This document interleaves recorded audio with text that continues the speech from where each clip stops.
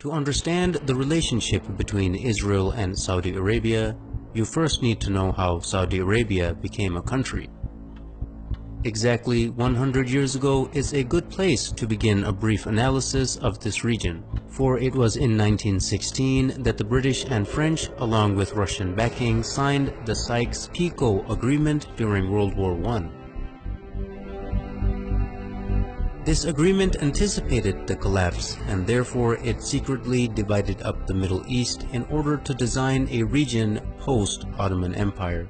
In 1917, the year following the agreement, the Zionists had gained sufficient influence and control over the British government to get it to issue the Balfour Declaration, which promised Jews a homeland in Palestine.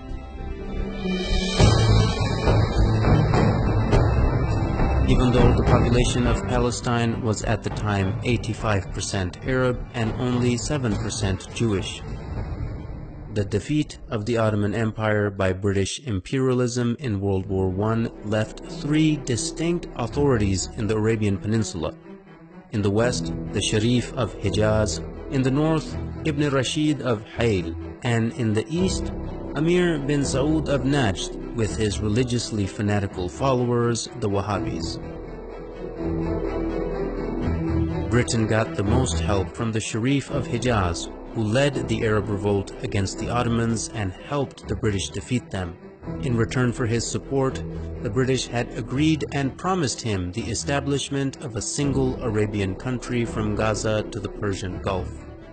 After the war, however, Britain did not keep its promises. Instead, it drew up the Sykes-Picot Agreement and issued the Balfour Declaration. The Sharif was discontent with this betrayal and told the British that he would never sell out Palestine to the Empire's Balfour Declaration. He would never allow the establishment of a Zionist state in Palestine or accept the new random borders drawn across Arabia by British and French imperialists.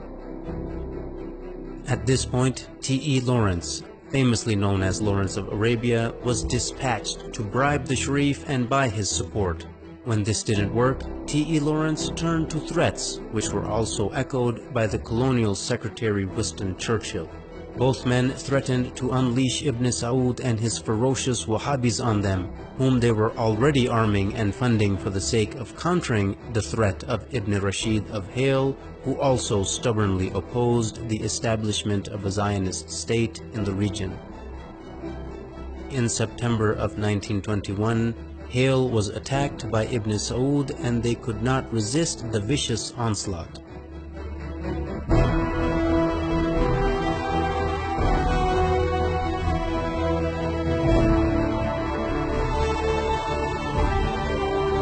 They officially surrendered in November of 1921. Hayl had dissolved into a colony of the Sultanate of Najd. By March 1924, the British realized that Sharif Hussein would not back down, so they unleashed Ibn Saud and his armies on the Hijazi territory as well. Within weeks, the forces of Ibn Saud and his Wahhabi followers began to administer what the British Foreign Secretary Lord Curzon called the final kick to Sharif Hussein and ruthlessly attacked Hijazi territory. By September 1924, Ibn Saud had overrun Ta'if, the summer capital of the Sharif. In mid-October 1924, Ibn Saud captured Mecca, the holiest place in Islam. After losing Mecca, the Sharif had to flee and lose his entire territory to Ibn Saud, ancestor of the current Saudi lineage. In January 1925, Ibn Saud had begun his siege of Jeddah, and the city finally surrendered in December 1925, bringing an end to over 1,000 years of caliphate rule which had begun after the demise of Prophet Muhammad. In February 1926, the new unified Wahhabi state was rebranded by the empire in 1932 as the Kingdom of Saudi Arabia. As you can see, right from the start, the man who, as a matter of principle, opposed a Zionist state in Palestine was kicked out of his own land. Yet the man who was willing to allow a Zionist state to be created was paid off handsomely and given an entire new country to exploit and dominate.